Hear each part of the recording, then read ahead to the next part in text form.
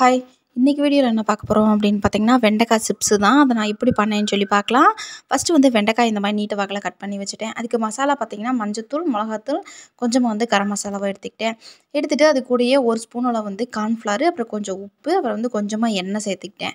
எண்ணெய் சேர்த்துட்டு நல்லா மசாலாவ கலக்கி விட்டுட்டு, அது கூடயே அந்த வெட்டி வச்சிருக்கோம் பார்த்தீங்களா வெண்டைக்காய், அதையும் சேர்த்து நல்லா கலக்கி விட்டு ஒரு 10 நிமிஷம் ஊற வச்சுருங்க. ஊற வச்சுட்டு அத பொரிக்க போகும்போது வந்து கொஞ்சமா கடல மாவு மேல தூவிக்கோங்க. நான் வந்து கடல மாவு தூவுனத வந்து வீடியோல காமிக்கல.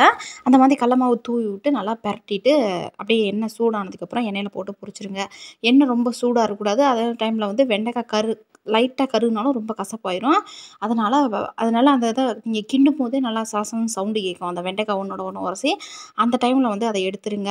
எடுத்து நல்லா அத ஸ்நாக்ஸாவும் சாப்பிடலாம். இல்ல அப்படின்னா, ஏதாவது சாப்பாட்டுக்கு வந்து வெஞ்சனமாவும் சாப்பிடலாம். செம்ம டேஸ்ட்டா இருக்கும். கண்டிப்பா ட்ரை பண்ணி பாருங்க. இந்த வீடியோ உங்களுக்கு பிடிச்சிருந்துச்சு அப்படின்னா, லைக் பண்ணி சேனல மறக்காம சப்ஸ்கிரைப் பண்ணிக்கோங்க.